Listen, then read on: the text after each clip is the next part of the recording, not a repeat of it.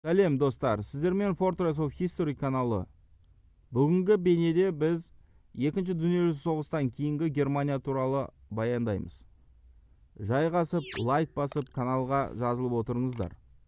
Онда біз бастаймыз. Екінші дүниежүзілік соғыстан кейін Германия 29%-ға жуық өз жерлерінен айырылды. 7 миллион ер азамат соғыста қайтыс болды.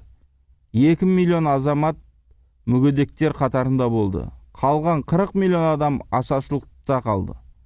Оған қоса Германия мемлекеті Ұлыбритания, ақш және Совет өкіметтеріне 500 миллионға жуық өтемақы төлеу керек болды. Және бұл мемлекеттер Германиядан зауыттар, электростанциялар және тағы басқа заттарды алып шығуға құқылы болды.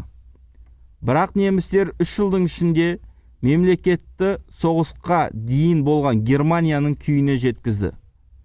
1965 жылда Германия мемлекеті индустриалды дамыған мемлекеттер қатарына кірді. Автокөлік, техника, егіншілік дамып, дүние жүзін таңғалдырды. 20 жылдың ішінде Германия мемлекеті танымастай өзгеріп шыға келді. Соғыстан кейін 1945 жылы Германияның территориясын 4 бөлікке 4 мемлекет бөліп алды.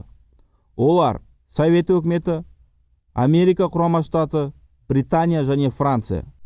ақш пен Британия территорияларын қосып Бизония деп аталды. Қосылған себебі экономикалық байланысты жүргізу оңайға туды.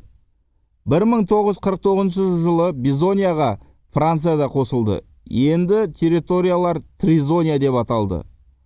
Бірақ сол жылы Германия мемлекеті оккупанттарды, яғни 4 мемлекетті шығарып өз жерлерін қайтарды.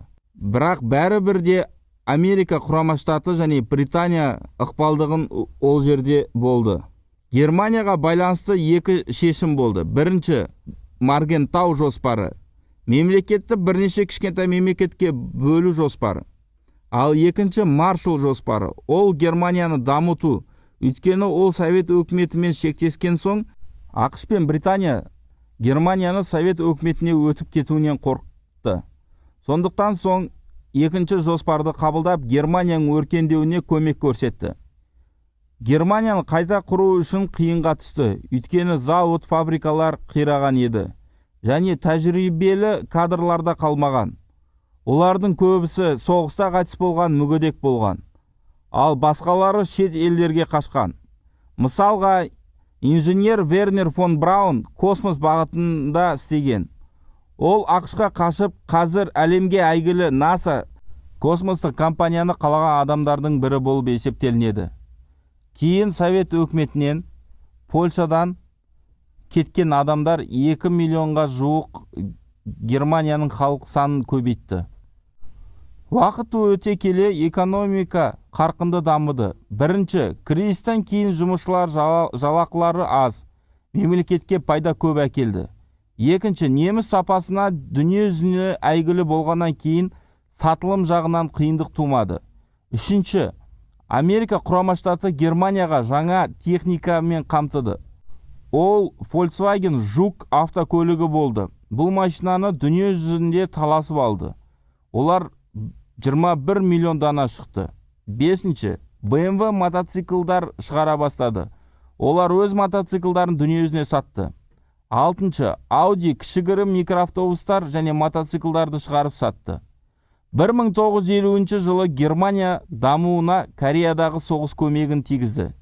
Германия әскери техникаларды шығарып, Кореядағы британдық және америкалық әскерге жеткізіп отырды.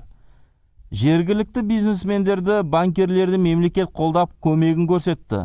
Бұл да экономиканың жоғарылауына, халықтың жағдайы, жалақыларының өсуіне көмегін тигізді. Германияның көліктерін бүкіл Еуропа алды және тұрмыстық техникалар да дамыды.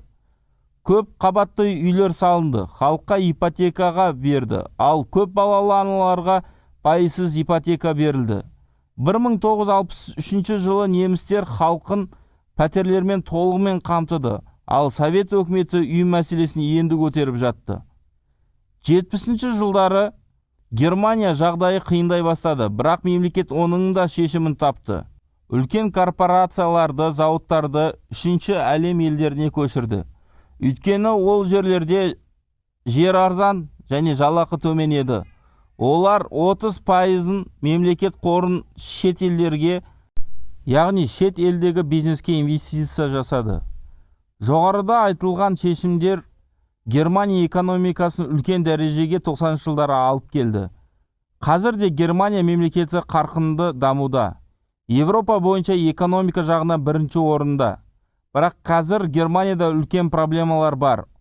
Олар білімді кадрлар қартаюда, ал бала туу азайып келеді.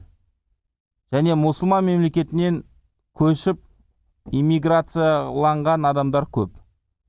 Әрі қалай не болатынын уақыт көрсетеді.